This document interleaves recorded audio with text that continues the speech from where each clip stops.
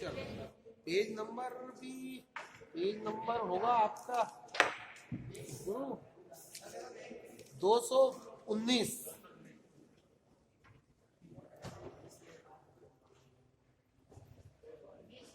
हाँ चलो, सेल एवं बैटरी। सेल जानते हो आप? सेल क्या होता है? घड़ी में भी लगता है। और दोनों में क्या अंतर रहता है?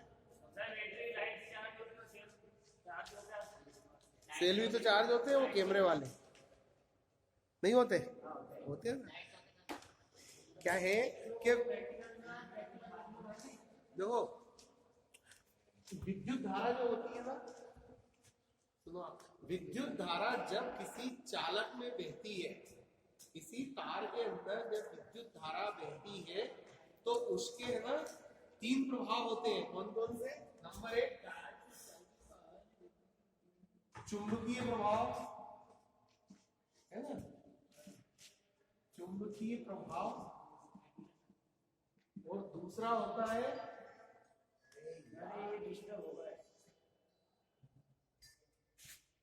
तापीय प्रभाव।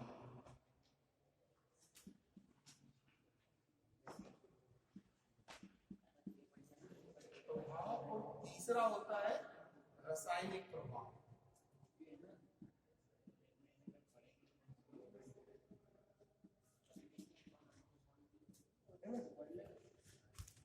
मतलब जब किसी तार में विद्युत धारा बहती है तो उसके 3 इफेक्ट होते हैं। चुंबकीय प्रभाव, चुंबकीय प्रभाव मतलब विद्युत धारा बहने वाले चालक के आसपास एक चुंबकीय क्षेत्र निर्मित हो जाता है ना?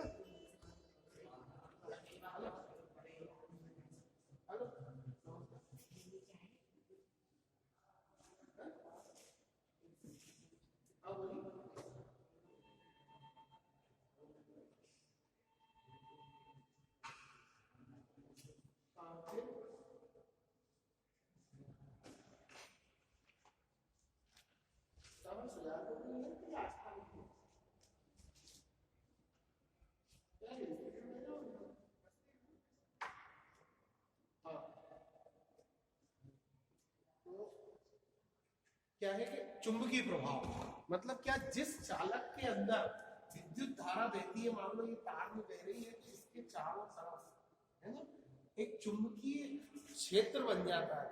आपने बड़ी लाइनों में ज्यादा बनता है, वो गिर गिर गिर जो आवाज आती है, वो क्या होता है, उसके आसपास की हवा आयनीकृत हो जाती है, आवेशित हो जाती है, उसकी वजह से आती है। दूसरा, आपने रेडियो वगैरह ट्रांजिस्टर कभी सुना? रेडियो आप है ना विद्युत ट्यूबलाइट के पास में उसको बजाएंगे तो खर खर खर की आवाज ज्यादा आती है, हमिंग साउंड आती है। तो ये है ना विद्युत धारा के चुंबकीय प्रभाव की वजह से होता है ना? तो ये हुआ विद्युत धारा। अगर किसी चालक में विद्युत धारा बहती है तो उसके आसपास एक चुंबकीय क्षेत्र निर्मित हो जाता है, ये विद्युत धारा का चुंबकीय प्रभाव कहलाता है। तापीय प्रभाव, जब किसी तार में बिजली बहती है तो वो तार गर्म हो जाता है।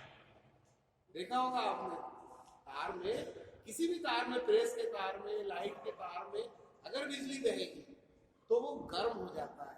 ये विद्युत धारा का तापीय प्रभाव है। मतलब जिस चालक में धारा बहेगी वो चालक गर्म हो जाएगा, उसका तापमान बढ़ जाएगा। तीसरा होता है विद्युत धारा का रासायनिक प्रभाव। ये विद्युत धारा का जो रासायनिक प्रभाव है ना, इसी के आधार पे सेल और बैटरियों का निर्माण किया जाता है। क्या? विद्युत धारा का रासायनिक प्रभाव मतलब जब किसी रसायन के अंदर विद्युत धारा प्रवाहित की जाती है तो वो अपने घटकों में विभाजित हो जाते हैं, है ना? इसी के आधार पर सेल और बैटरी का निर्माण होता है। जो तीसरा प्रभाव रासायनिक प्रभाव है, इसी के आधार पर तो क्या होता है सेल के अंदर है? क्या हुआ? सेल के अंदर क्या होता है कि विद्युत धारा के इस रासायनिक प्रभाव का उपयोग सेल बैटरी बनाने में इसी का उपयोग होता है। सेल के अंदर क्या होता है, एक मतलब एक अकार्बनिक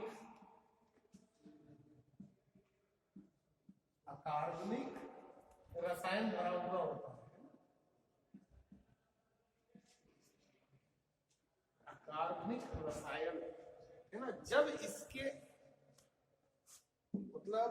जब इसके अंदर विद्युत धारा प्रवाहित की जाएगी, जैसे कि थोड़ी देर के लिए आप मान लो कॉपर सल्फेट, यही होता है ना कॉपर सल्फेट,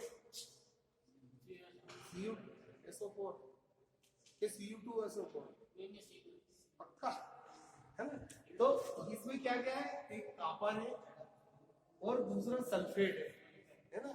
अगर इसका घोल किसी पात्र के अंदर, किसी भी बर्तन के अंदर इसका घोल डाला, ठीक, ये कॉपर सल्फेट इसमें भर दिया, या सिल्वर नाइट्रेट AgNO3 है ना, कोई सा भी अकार्बनिक विलयन है, ये भी इसमें भर दिया और इसके अंदर दो प्लेटें लगाई, ठीक, दो प्लेटें जिन्हें की इलेक्ट्रोड कहते हैं, है ना। और इसके अंदर ये विद्युत धारा प्रवाहित की बैटरी से, कौन सा, DC करंट, ना कि AC, है ना। विद्युत धारा मान लीजिए इधर पॉजिटिव और इसको नेगेटिव से जोड़ दिया, ठीक। एनोड का मतलब होता है माइनस, नेगेटिव, है ना। वो कैथोड का मतलब पॉजिटिव, है ना। जब इनको जोड़ा, जब इसमें विद्युत धारा प्रवाहित की, ठीक, तो ये क्या होता है, ये कॉपर सल्फेट या सिल्वर नाइट्रेट का जो विलयन है, ये अपने अवयवों में टूट जाता है। क्या होगा, ये कॉपर अलग हो जाएगा और सल्फेट जो है ना वो अलग हो जाएगा, और ऐसे ही ये सिल्वर अलग हो जाएगा और नाइट्रेट जो आयन है वो अलग अलग हो जाएगा, है ना। तो इस प्रभाव का उपयोग, रासायनिक प्रभाव का उपयोग सेल बनाने में, धातुओं के ऊपर पानी चढ़ाने में, कहते हैं ना सोने के, चांदी के ऊपर सोने का पानी चढ़ाना, या पीतल के ऊपर स्टील कलई चढ़ाना, इसमें इसका उपयोग होता है, इस विद्युत धारा के रासायनिक प्रभाव का। पल्ले पड़ गई आपके, ठीक। इसको कहते हैं, इस क्रिया को कहते हैं वैद्युतिक अपघटन, ये अलग अलग भागों में टूटने को। चलो अब इसमें कुछ पद हैं विद्युत। सबसे पहली चीज इलेक्ट्रोलाइट, इलेक्ट्रोलाइट जो अकार्बनिक विलयन भरा जाता है, जब सामान्यतः ये अम्लीय प्रकृति का होता है। तीन प्रकृति होती है ना, अम्लीय, क्षारीय और न्यूट्रल, है ना, उदासीन मतलब। तो ये विलयन है ना अम्लीय प्रकृति का होता है। इस विलयन को इलेक्ट्रोलाइट कहते हैं। सेल बैटरी में अक्सर उपयोग आने वाला शब्द है इलेक्ट्रोलाइट, इलेक्ट्रोलाइट। ये है ना, ये इस विलयन को, अम्लीय प्रकृति के अकार्बनिक विलयन AgNO3 या कॉपर सल्फेट जो भी है, इसको इलेक्ट्रोलाइट कहा जाता है। दूसरा पद है इलेक्ट्रोड। दोनों जो धातु की पट्टियां लगी हैं, ये इलेक्ट्रोड, एक पॉजिटिव है एक नेगेटिव है, एक को कैथोड बोलते हैं, एक को एनोड बोलते हैं, है ना, ठीक। ये इलेक्ट्रोड होते हैं। तीसरा होता है पॉजिटिव एनोड, है ना, आयनीकरण। विद्युत इलेक्ट्रोड के अपने आयनों में विभक्त हो जाना, ये पॉजिटिव हो जाता है, ये नेगेटिव, ये पॉजिटिव, ये नेगेटिव, है ना, अपने अवयवों में विभक्त हो जाना। मतलब इस इलेक्ट्रोलाइट के विद्युत धारा प्रवाहित होने के पश्चात अपने अवयवों में विभक्त हो जाने को आयनीकरण कहते हैं। एक धनायन बन जाता है, दूसरा ऋणायन बन जाता है, ठीक। तीसरा है वोल्टामीटर। ये जो पात्र है, ये जो पात्र जिसमें इस क्रिया को संपन्न किया जाता है, इसे कहते हैं वोल्टामीटर, वोल्टामीटर।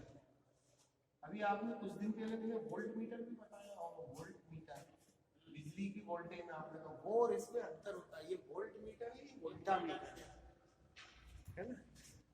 तो ये ध्यान रखना, इसमें बड़े आ की मात्रा लगी है, उसमें बड़े आ की मात्रा नहीं होती है ना। ठीक,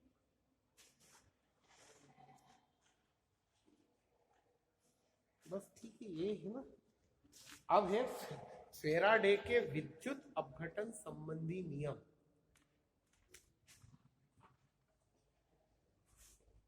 मिटा दो, है ना, इतना तो बिल्कुल क्लियर। क्या अंतर होता है वोल्ट मीटर और वोल्ट मीटर? हैं? फिर कर दिया तुमने सत्यानाश। अरे वोल्ट मीटर से विद्युत धारा का वोल्टेज नापते, अंतर है ऊर्जा, वोल्टेज, करंट और इसमें अंतर है। ऊर्जा तो वो अपना वो नापता है जो बिजली का मीटर अपने घर लगा रहता है ना सामने, भाई इसी में तो 3 नंबर मिल जाते हैं, 3 कट जाते हैं। क्या वोल्ट मीटर विद्युत धारा का वोल्टेज नापने के काम आता है। वोल्टा मीटर जो होता है ये आपकी विद्युत अपघटन की क्रिया संपन्न कराने वाला पात्र होता है। फेराडे का विद्युत नियम क्या? देखो फेराडे का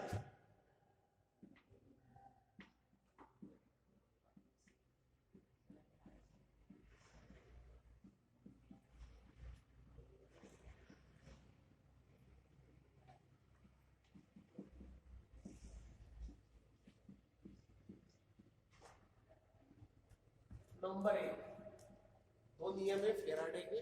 फेराडे है ना, पहला नियम ये है, किसी भी, जैसे ये वोल्टा मीटर है, इस वोल्टा मीटर के अंदर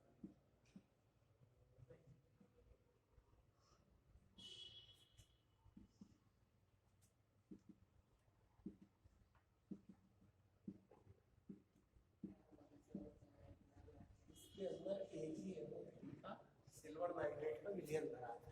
जब इसके अंदर विद्युत धारा प्रवाहित करते हैं तो ये अपने आयनों सिल्वर और नाइट्रेट में अलग अलग विभक्त हो जाता है। ठीक, तो पहला नियम फेराडे का ये है कि किसी भी अपघट्य के अंदर, मतलब किसी भी ये इलेक्ट्रोलाइट जो भरा ना, इसके अंदर सिल्वर अलग हो जाता है और नाइट्रेट अलग हो जाता है। तो इसमें जो सिल्वर की मात्रा अलग हुई है ना, वो इसमें प्रवाहित विद्युत धारा की मात्रा के समानुपाती होता है।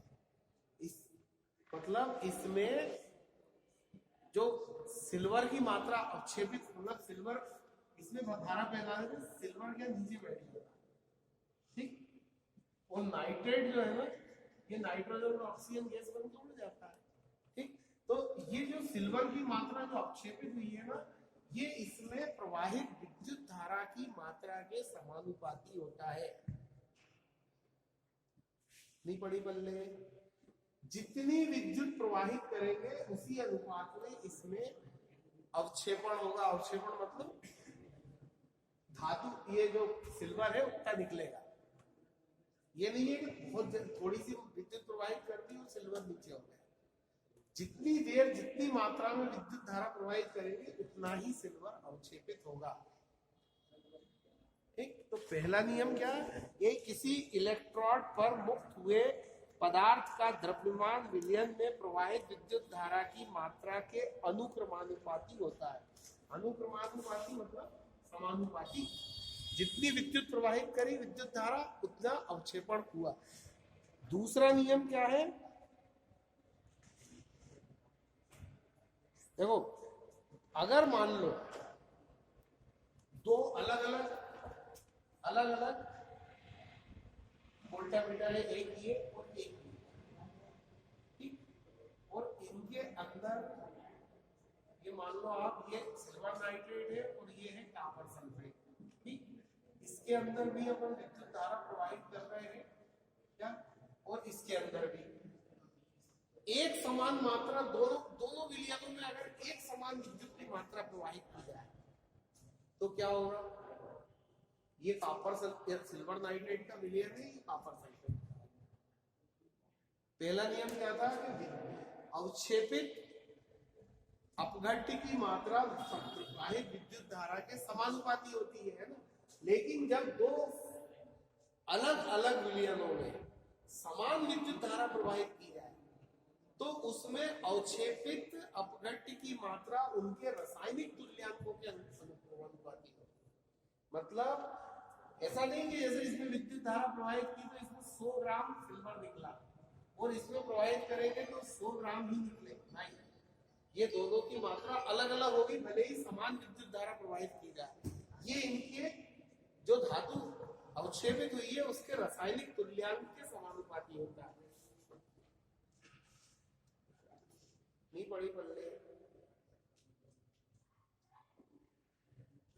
सीधी बात है कि दो आदमी बैठे हैं, दोनों को खाने के लिए एक जूसा दे दिया, दोनों ने खा भी लिया, हो सकता है एक की हजम करने की क्षमता 4 घंटे में हजम करके फिर भूख लग जाती है, दूसरा शाम तक ही भाग जाता है, हो गया शाम तक। तो वो अपनी अपनी क्षमता के ऊपर है, इनके रासायनिक तुल्यांकों के ऊपर निर्भर करता है कि कौन सी धातु कितनी मात्रा में अवक्षेपित होती है। लेकिन जो धातु अवक्षेपित होगी वो विद्युत धारा की मात्रा के समानुपाती होगी। मतलब ज्यादा धारा देंगे तो ज्यादा विद्युत, कम देंगे तो कम मात्रा अवक्षेपित होगी। ये दो विद्युत अपघटन के नियम है फैराडे के। इधर कोई को ये 5वीं 6वीं में भी था यार, उसमें था कि नहीं, 7वीं 8वीं में विद्युत अपघटन कोई ने पढ़ा कि नहीं अभी तक? पढ़ा है, विद्युत अपघटन था ना, वो का वही है। अब है विद्युत अपघटन के उपयोग क्या है। ये तो अपन समझ गए कि किसी अम्लीय अकार्बनिक विलयन के अंदर, घोल के अंदर जब विद्युत धारा प्रवाहित की जाती है तो वो अम्लीय विलयन अपने अपघट्यों, मतलब जिन से वो मिलके बना है उनमें टूट जाता है ना। अब इसके उपयोग क्या है? जैसे विद्युत धारा का चुंबकीय प्रवाह होता है, उसका उपयोग तो मोटर उसी पे काम करती है। तापीय प्रवाह होता है, उसपे हीटर काम करते हैं। और रासायनिक प्रवाह होता है, उसपे ये होता है। तो इसका उपयोग क्या है दैनिक जीवन में? चलो अब उनके उपयोग देख, होता तो है लेकिन अब अपने क्या मिलेगा, है ना। तो वो अपन देखेंगे अपने क्या फायदा है इससे।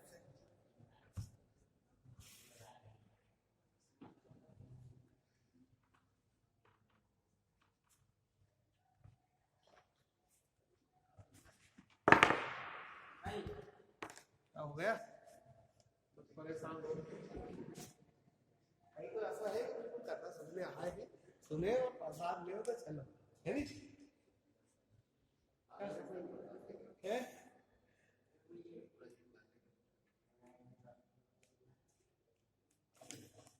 चल विद्युत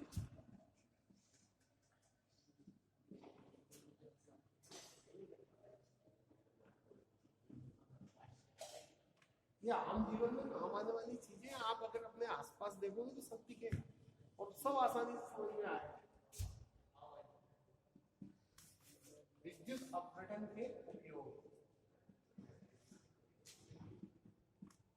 ठीक है, विद्युत धारा का जो रासायनिक प्रभाव है विद्युत अपघटन, उसके अब उपयोग। नंबर 1, धातु लेपन।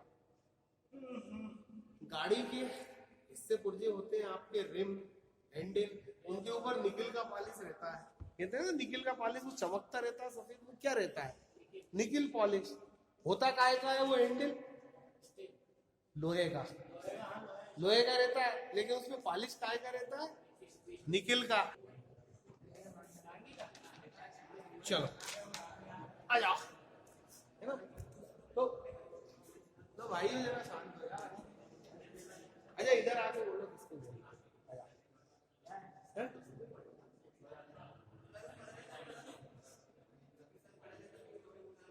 क्या है? 236? तो अपन जो पढ़ना है वो ना पढ़े क्या?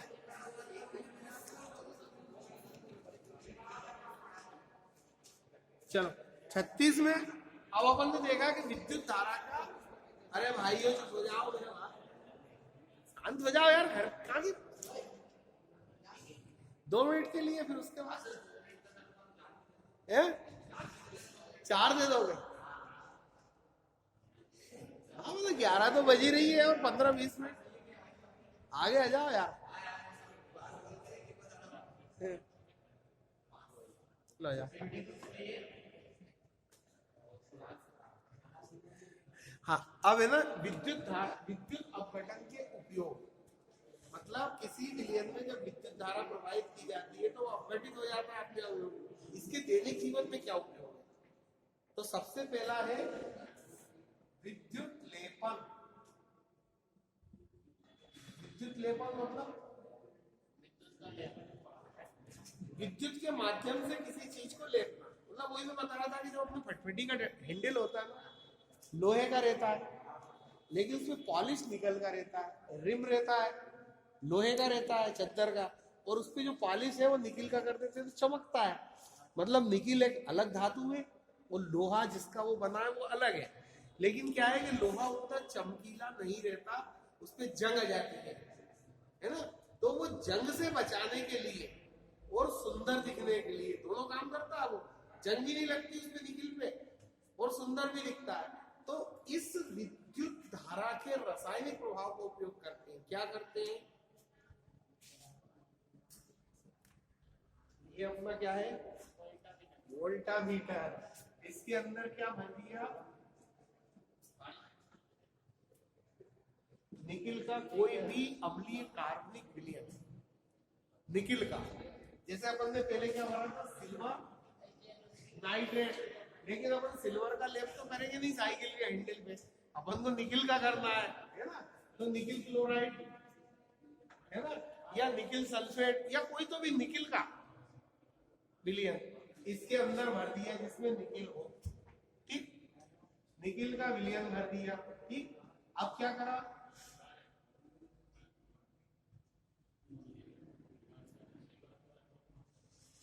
धातु जो होती है वो धनात्मक प्रवृत्ति की होती है, ठीक है ना। तो धनात्मक धन किधर जाता है? धनात्मक प्रवृत्ति के अवयव ऋण की तरफ जाते हैं, है ना। और ऋणात्मक प्रवृत्ति विपरीत विपरीत होता है ना आकर्षण, दक्षिणी ध्रुव उत्तरी ध्रुव को खींचता है ना। तो अब इसमें क्या करा कि ये अपना मान लीजिए क्या है? कैथोड है ना। कैथोड का मतलब प्लस, कैथोड का मतलब प्लस। ठीक, ये अपन ने निकिल का ये कैथोड लगा दिया। अब दूसरा इधर अपन ने ये दूसरा जो इलेक्ट्रोड बनाया ये बांध दिया साइकिल का रिंग। ठीक, ये साइकिल का रिंग लोहे का। ठीक, और इसको बना दिया कैथोड है ना, ऋणात्मक। अब जब इसके अंदर विद्युत धारा अपन ने प्रवाहित की, ठीक, क्या विद्युत धारा जब इसमें प्रवाहित की तो इसमें से क्या होगा? इस विलयन में से निकिल अवक्षेपित होगा, निकिल अलग होगा ना। तो वो किधर जाएगा? ऋणात्मक की तरफ। मतलब वो इस रिंग के ऊपर जम जाएगा। उतना निकिल निकलेगा। हाँ, तो अपन को जितनी जरूरत है उतना इसमें, जब इसमें विद्युत धारा प्रवाहित की तो निकिल जो है ना इसकी तरफ जाएगा, इस इलेक्ट्रोड की तरफ, क्योंकि निकिल धनावेशित है। वो ऋण की तरफ जाएगा। अरे चुप हो जाओ रे। तो ये क्या होगा? जब इसकी तरफ आएगा तो इस रिंग के ऊपर जमेगा। ये होता है विद्युत लेपन, मतलब लोहे के रिंग के ऊपर निकिल जम जाएगा। तो ये एक उपयोग तो ये हुआ, मतलब किसी भी धातु के ऊपर दूसरी धातु का आवरण, लेप, परत चढ़ा देना। ऐसे ही जीआई तार आपने मिल गया ना। अरे चल, जी हो गया एक उपयोग कि किसी धातु के ऊपर दूसरी धातु की परत चढ़ा देना। जैसे जीआई तार सुना होगा, जीआई तार के ऊपर क्या जिंक की परत चढ़ी रहती है।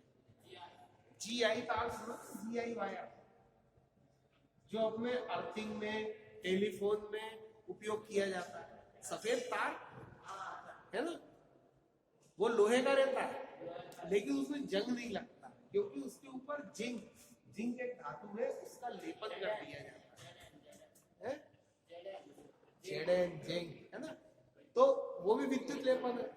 मतलब किसी विद्युत लेपन का कारण क्या है? धातु को जंग से सुरक्षित करना, आकर्षक, सुंदर बनाना, ज्यादा दिन तक टिकाऊ बनाए रखने के लिए विद्युत लेपन किया जाता है। तो पहला उपयोग तो हो गया। कोई मतलब नहीं यार चिल्ला चोट करने से हम तो सुनो ही नहीं, कहीं कथा कह रही है, कहीं सुन रही हो? अच्छा सर ये बताइए विद्युत लेपन कहाँ से क्या उपयोग, क्यों क्यों किया जाता है? किया जाता है, सुंदर बनाने के लिए किया जाता है, और चमकीले उसके लिए किया जाता है, और उसका देखो क्या बताइए तो तुमने तो नहीं सुनी, नहीं उनने सुनी। हम एक आध सुन ली, बहुत सुन सही बात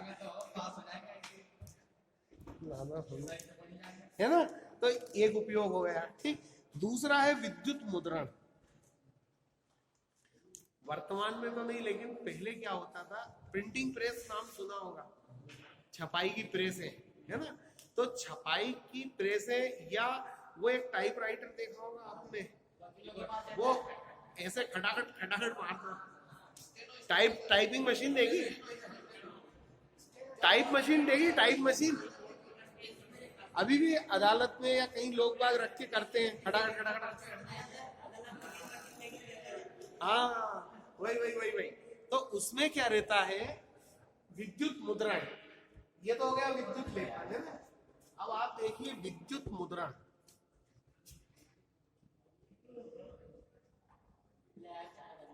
दूसरा उपयोग विद्युत मुद्रण की हिंदी होती है सफाई, छपाई। हाँ, मुद्रण मतलब छापना। तो पहले जो प्रेसें होती थी उनमें क्या होता था, अक्षर बनाए जाते थे, जैसे ए टाइप करना है ना, ए टाइप करना है तो ए को पहले क्या करते थे कि मोम, वैक्स या लाख, किसी भी चीज से पहले ए को बनाते थे। मतलब ए को बनाने के लिए ऐसा मटेरियल चाहिए जो कि गर्म होने पे अपन उसे मनचाहे आकार में ढाल ले। तो क्या करते थे कि मोम निकल जाता है गर्मी देने में, है ना। तो मोम का अपन कैपिटल ए बना लिया अपन ने ढाल के, ठीक, ए बना लिया। अब ये मोम का बन गया सूखने पे ए, ठीक। लेकिन इस ए के ऊपर अगर किसी धातु की परत चढ़ा दी जाए तो ये मोम वैसे मुलायम होता है, आप खुरच लो तो खुरचा जाता है ना, टूट भी जाता है। इधर फटाका भी चल रहा, देखेंगे दौड़ के अपन अपना काम कर, ठीक। तो मोम का अपन ने एक लेटर बनाया, ठीक। तो इनको ढालने के बाद इनके ऊपर दूसरी धातु की परत चढ़ा दी जाती है। मतलब जैसे अपन विद्युत लेपन करते हैं ना, उसी तरह से इस मोम के ए को एक इलेक्ट्रोड पे लटका दिया और इसके ऊपर तांबे की या दूसरी कोई धातु की परत चढ़ा दी। तो क्या हो गया, मोम मजबूत हो गया, ऊपर से उसके ऊपर तांबा चढ़ गया, खर्चा भी कम आया। एक तो मनचाहे आकार में बना लिया अपन। तांबे को अगर अपन ए बनाते तांबे का तो ज्यादा खर्चा आता, ठीक। मोम का बनाया, उसके ऊपर तांबे की परत चढ़ा ली, ए तैयार हो गया। और फिर इसका छपाई कार्य में उपयोग करते थे। मतलब उसकी जो डंडी पड़ती है ना, वो टाइपराइटर की फीस लगती है बाहर में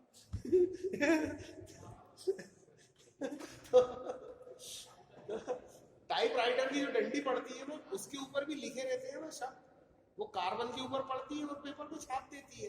तो वो जो शब्द लिखे रहते हैं वो जनरली मोम के होते हैं। मोम के ऊपर तांबे की परत चढ़ा के उनको उससे लगा दिया जाए तो मनचाहे आकार में बन गए और मजबूत भी, ठीक है ना। तो वो बनाने में भी इस रासायनिक प्रयोग का उपयोग किया जाता। मतलब ये ए बना लिया, ये एस बना लिया, जो भी है, ये छोटा बना लिया, बड़ा बना लिया, जो भी है, वो मोम का बनाया। मोम का बनाने के बाद उसे इस वोल्टामीटर में लटका दिया कॉपर वाले इलेक्ट्रोलाइट के साथ। तो कॉपर उसके ऊपर जम गया। कॉपर जमने से क्या है, एक तो वो जंग रहित हो गया, तांबे पे जंग नहीं आती। दूसरा ये मोम का बना हुआ ए, ये छोटा बड़ा जो भी है चिन्ह, मजबूत हो गया। तो विद्युत मुद्रण में भी काम आता है है ना। तीसरा धातु शोधन। धातु शोधन, शोधन से मतलब नहीं, धातु शोधन, शोधन मतलब शुद्ध करना। जमीन के अंदर से जब धातुएं निकलती हैं तो वहां से कोई शुद्ध धातु तो नहीं निकलती। लोहा भी निकलता है या एल्यूमिनियम भी निकलता, तो वो ऐसा थोड़ी निकलता कि अपन निकालो और बढ़िया उसका काम में ले लो, है?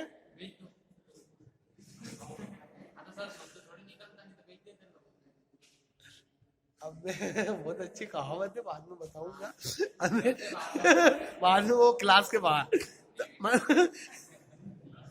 ये जो धातुएं निकलती हैं ना, क्या होगा, मतलब जाते वक्त पूछते जा अभी तो ये धातुएं जो निकलती हैं ये अयस्क के रूप में निकलती हैं या इनके अंदर और अशुद्धियां मिली रहती हैं। मतलब ऐसा नहीं है कि लोहा निकला और अपन ने उसका काम में लेने लायक बना लिया। जमीन में ऐसा नहीं निकलता, जमीन में वो और दूसरे पदार्थों के साथ मिली रहती है, मिट्टी, पत्थर, कंकड़, बहुत सारी चीजें मिली रहती हैं। ठीक, तो उनमें क्या होता है कि उस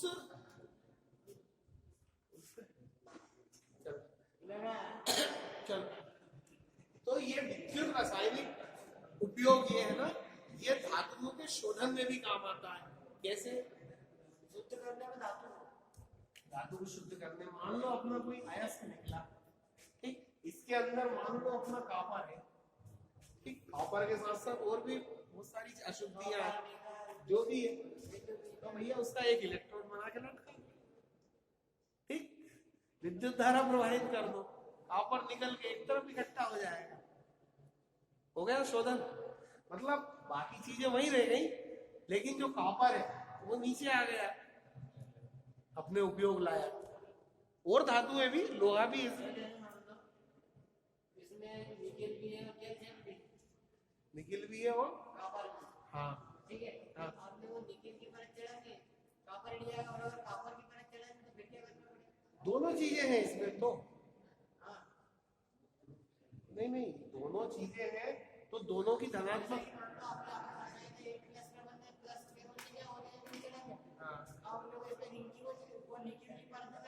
हाँ चढ़ा दी, साथ में है दोनों, तो फिर दोनों की चढ़ेगी। हाँ, तो आप निकिल और कॉपर दोनों को क्यों लटका रहा हो? तो साथ में ना, मैं धातु शोधन की बात कर रहा हूँ। ये इसकी बात अलग है। इसमें तो जैसे क्या है, इसकी धातु शोधन में क्या है, आपको निकिल की चढ़ाना है तो निकिल का इलेक्ट्रॉन रखो ना यार, और कॉपर की चढ़ाना तो कॉपर का रखो, दोनों का क्यों रख रहा हो भाई? जिसका भी परत चढ़ानी है आपको उसका रखो। लेकिन धातु के शोधन में मान लो जमीन से अपन ने कितना बड़ा ढिल्ला निकला क्या, पत्थर का, उसके अंदर कॉपर भी है, तो उसको शोधन बता रहा हूं कि अगर उसमें विद्युत धारा प्रवाहित की जाए तो वो कॉपर उसमें से अलग हो जाएगा, या निकिल होगा तो निकिल अलग हो जाएगा। मतलब जितनी भी धनात्मक प्रवृत्ति की धातुएं होगी वो अलग हो जाएंगी। मतलब मिट्टी, पत्थर, कंकड़, थोड़ा सा कॉपर, ये सब मिक्स एक तो अयस्क मिला। तो धातु की जो अयस्क निकलते हैं ना जमीन में से, उनमें सब मिश्रित रहता है, मिट्टी भी रहती है, पत्थर भी रहते हैं, लोहा भी रहता है, कचरा कूड़ा सब रहता है। शुद्ध रूप में तो नहीं निकलते, तो शुद्ध रूप में निकालने के लिए अपन इसका उपयोग कर लेते हैं कि भाई अपना जो कॉपर या निकिल जो भी होगा वो शुद्ध रूप में अवक्षेपित हो जाएगा। कॉपर का अयस्क है, ठीक, तो कॉपर के अयस्क में कॉपर ही होगा, तो वो कॉपर यहाँ अवक्षेपित हो जाएगा और बाकी अशुद्धियां अलग हो जाएंगी।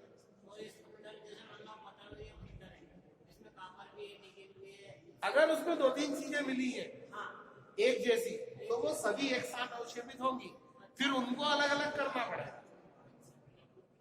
जैसे अपन इसमें से ग्रुप बनाएंगे 10 साल वाले बच्चों का अलग और 20 साल वालों का अलग, तो 3-4-20 साल वाले हो गए, तो वो सब अलग अलग एक ही प्रवृत्ति की एक तरफ हो जाएंगे। अगला है धातु शोधन, धातु निष्कर्षण और कैपेसिटर का निर्माण। क्या देखो कैपेसिटर, तुम चिल्लाओ कुछ बाहर वाले वो अभी आएंगे 5 साल अपन से कब आएंगे।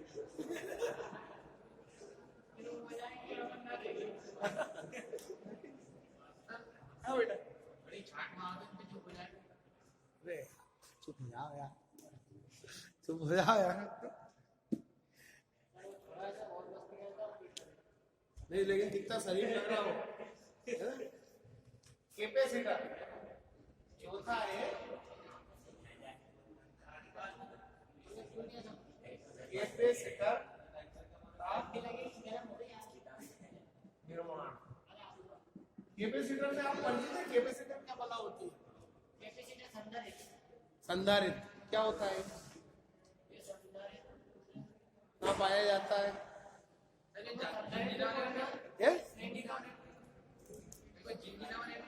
हाँ वही तो पूछ रहा हूँ, ये जिन है जिनावर है क्या है?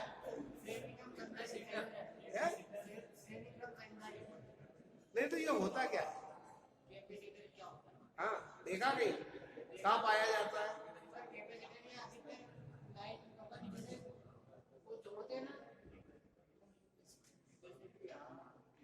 यहाँ पे सभी बैठे होंगे, सभी गांव वाले होंगे और सभी 2 फेस पे मोटर भी चलाते होंगे। चलाए नहीं तो काय भी चला वो सेल से, तो वो सेल को नाम कहीं है, वो घड़ी में डाले वो होता है सेल, वो नहीं होता। सेल जैसा होता है बना भर उसकी, लेकिन वो सेल नहीं होता। पंखा दिख रहा पीछे, वो देखो उसमें दिख रहा वो एक क्या क्या लगा है, कंडेंसर। तो कैपेसिटर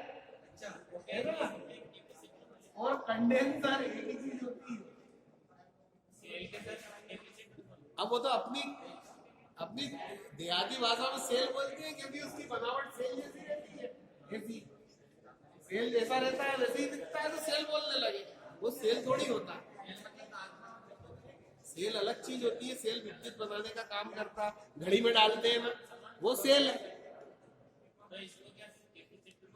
कैपेसिटर या कंडेंसर। कैपेसिटर का मतलब जो संधारित्र, मतलब जो अपने अंदर विद्युत को एकत्रित कर ले। पंखे के कैपेसिटर में भी क्या होता है, आप जब बिजली प्रवाहित करते हैं तो उसमें विद्युत एकत्रित हो जाती है, फिर अपन निकाल के दोनों तार टच करते हैं तो स्पार्क करता है ना। क्यों करता है? क्योंकि उसमें विद्युत स्टोर कर लेता है, इसलिए उसे संधारित्र बोलते हैं हिंदी में। ठीक, तो विद्युत के रासायनिक प्रभाव का उपयोग कैपेसिटर के निर्माण में भी किया जाता है। कैसे? आप कभी इसको अपना उसको खोल लेना, मोटर वाला खराब हो जाएगा है क्या? चिलिंग मतलब उसमें तो पन्नी निकलती है चमकीली चमकीली, है ना। तो वो चमकीली परत क्या होती है, एक प्लास्टिक की शीट जो है उसके ऊपर विद्युत लेपन की विधि से धातु की परत चढ़ा दी जाती है। मतलब प्लास्टिक की शीट निकलती है जो गोल गोल उसमें भरी रहती है, ऐसी भरी रहती है ना, वो चमकीली रहती है। तो वो चमकीली जो रहती है वो रहती है धातु और वो रहती है पन्नी। अगर आप धातु की चद्दर को उसमें भरेंगे, क्या देखो क्या है कि प्लास्टिक की शीट जो है ना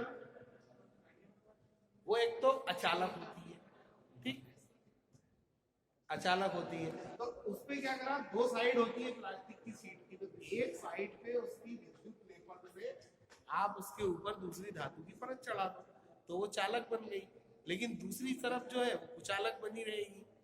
तो जब इसको अपन घड़ी करेंगे, रोल बनाएंगे, तो शॉर्ट सर्किट नहीं होगा, इसलिए उसमें वो वैसी पन्नी भरी रहती है।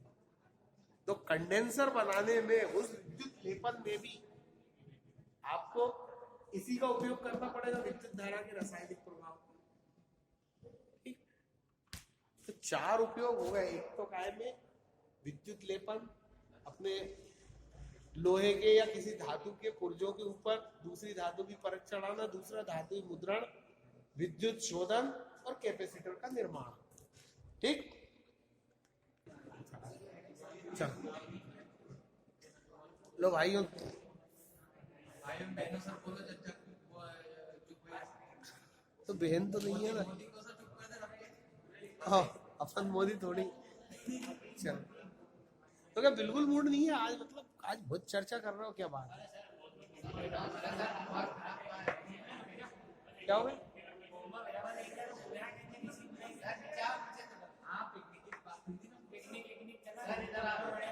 मतलब पिकनिक का चला? बिल्कुल बिल्कुल।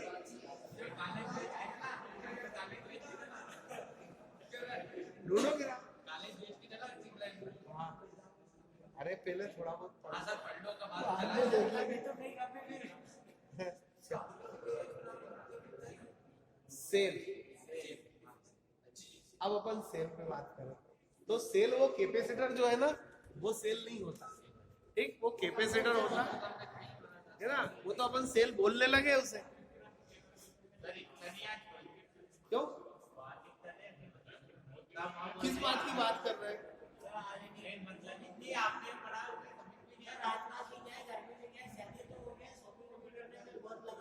तो अभी से ही?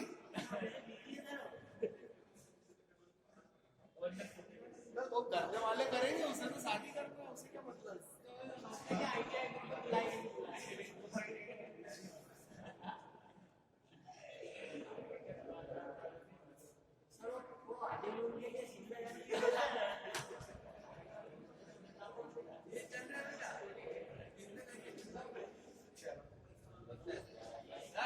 ए महाराज,